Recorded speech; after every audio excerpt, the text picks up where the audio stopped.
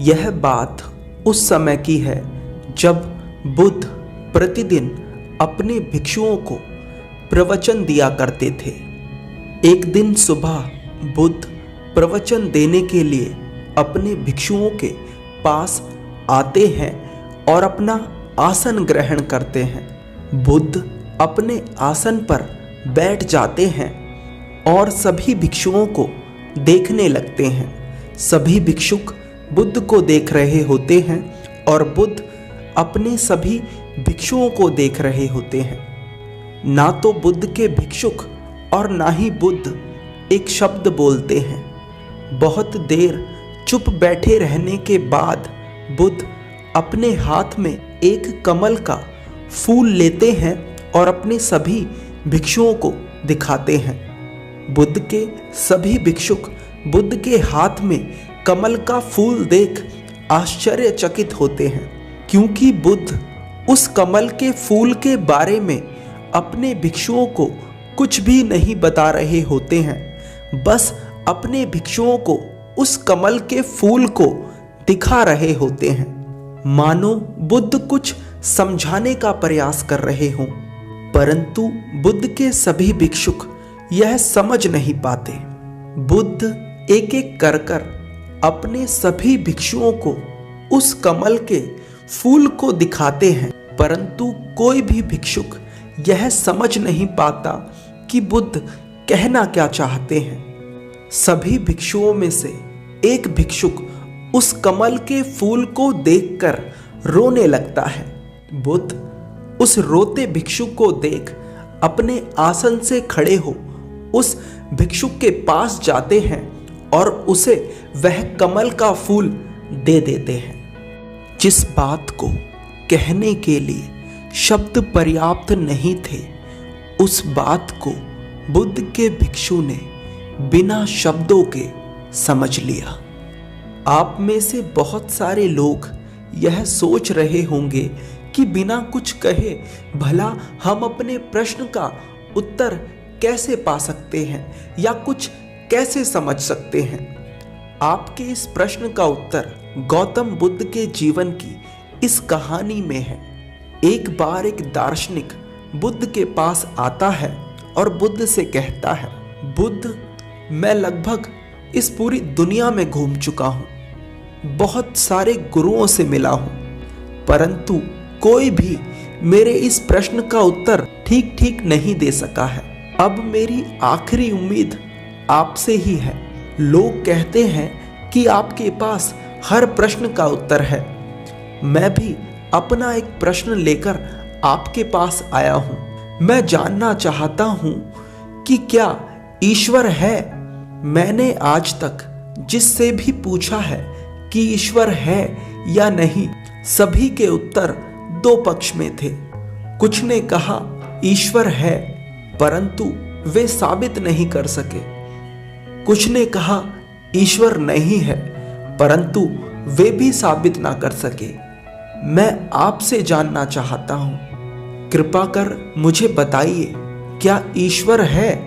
बुद्ध उस दार्शनिक की बात सुन मुस्कुराते हैं और कहते हैं, क्या तुम सच में जानना भी चाहते हो कि ईश्वर है या नहीं, या फिर यह तुम्हारे मन की मात्र जिज्ञासा है। बुद्ध की बात सुन वह दार्शनिक बुद्ध से कहता है, मैंने अपना पूरा जीवन इसी प्रश्न के लिए समर्पित कर दिया है। आप यह कैसी बात कर रहे हैं। मैं सच में जानना चाहता हूं इस प्रश्न का उत्तर। बुद्ध कहते हैं, तो फिर तुम्हें उत्तर मिल जाएगा, परंतु पहले ये बताओ कि क्या दांव पे लगाने के लिए कुछ है। बुद्ध की बात सुन वह दार्शनिक बुद्ध से कहता है, मतलब मैं कुछ समझा नहीं। बुद्ध कहते हैं, क्योंकि प्रश्न इतना बड़ा है और गहरा है, इसलिए दांव पर लगाने के लिए तुम्हारे पास कुछ बड़ा होना चाहिए, तभी तुम्हें अपने प्रश्न का उत्तर मिलेगा। बुद्ध की बात सुन वह दार्शनिक बुद्ध से कहता है, क्षत्रिय हूं, दांव पर लगाने से नहीं डरता, चाहे जीवन ही दांव पर क्यों ना लगाना पड़े, परंतु अपने प्रश्न का उत्तर पाके रहूंगा। वह दार्शनिक बुद्ध से कहता है, सब कुछ लगाऊंगा दांव पर इस प्रश्न के उत्तर को जानने के लिए। जिस प्रकार आप क्षत्रिय हैं, उसी प्रकार मैं भी क्षत्रिय हूं। कृपया मुझे चुनौती ना दें। बुद्ध कहते हैं, चुनौती देना ही मेरा काम है। वह दार्शनिक बुद्ध से कहता है, तो कहिए क्या दांव पर लगाना होगा मुझे? बुद्ध कहते हैं, ज्यादा कुछ नहीं, बस 2 साल मेरे पास चुपचाप बैठ जाओ, कुछ नहीं बोलना, एक शब्द मुंह से नहीं निकालना, कोई प्रश्न नहीं पूछना, बस चुपचाप बिना कुछ बोले मेरे पास बैठे रहना है। पूरे 2 साल बाद मैं ही तुमसे पूछूंगा, पूछ लो तुम्हें क्या पूछना है, परंतु पूरे 2 साल तक तुम कुछ भी नहीं बोलोगे, कोई जिज्ञासा नहीं जताओगे, बस चुपचाप बैठे रहोगे। बुद्ध की बात सुन वह दार्शनिक डरता है और मन ही मन सोचता है, क्षत्रिय हूं, जान तो दे सकता हूं, परंतु 2 साल तक बिना कुछ बोले कैसे बैठूंगा? अगर जान देने की बात होती तो कुछ क्षण में खेल खत्म हो जाता, परंतु यहां तो 2 साल तक बिना कुछ बोले चुप बैठना है। कई बार जान देना ज्यादा आसान होता है। आजकल तो बहुत सारे तरीके ऐसे आ गए हैं जिनसे कुछ सेकंडों में जान जा सकती है, परंतु यह सौदा कुछ महंगा था, क्योंकि इसमें कोई वीरता जैसा काम नहीं था। पर क्योंकि अब वह दार्शनिक कह चुका था कि जो भी दांव पर लगाना होगा वह मैं लगाऊंगा, तो अब पीछे नहीं हट सकता था। इसलिए उसे मजबूरन तैयार होना ही पड़ता है। वह दार्शनिक बुद्ध से कहता है, मैं तैयार हूं। जैसे ही वह दार्शनिक बुद्ध से कहता है, मैं तैयार हूं, पास ही में एक भिक्षुक बैठा होता है। वह उस दार्शनिक की बात सुन हंसने लगता है। वह दार्शनिक उस भिक्षुक की हंसी सुन उस भिक्षुक से पूछता है, क्या हुआ भाई, तुम क्यों हंस रहे हो? वह भिक्षुक उस दार्शनिक से कहता है, मैं इसलिए हंस रहा हूं क्योंकि तुम फंस चुके हो। ठीक इसी तरह मैं भी यहां इसी प्रश्न की खोज में आया था। बुद्ध ने मुझे भी 2 साल तक चुप बैठने के लिए कहा, और अब देखो मेरे भीतर कोई प्रश्न ही नहीं है। खबरदार, अगर पूछना चाहते हो कोई प्रश्न तो अभी पूछ लो।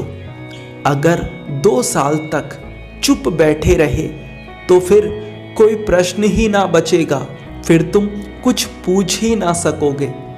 अगर पूछना चाहते हो तो अभी पूछ लो। बुद्ध उस दार्शनिक से कहते हैं, मैं अपने वादे पर पक्का रहूंगा। अब से 2 साल बाद मैं तुम्हारे प्रश्न का उत्तर अवश्य दूंगा। बुद्ध की बात सुन वह दार्शनिक सोचता है कि इतने साल बर्बाद किए हैं, 2 साल और सही, क्या फर्क पड़ता है। बुद्ध उस दार्शनिक से कहते हैं, तुम विश्वास करो, अब से 2 साल बाद तुम मुझसे पूछो ना पूछो, मैं तुमसे जरूर पूछ लूंगा कि क्या तुम अपने प्रश्न का उत्तर चाहते हो।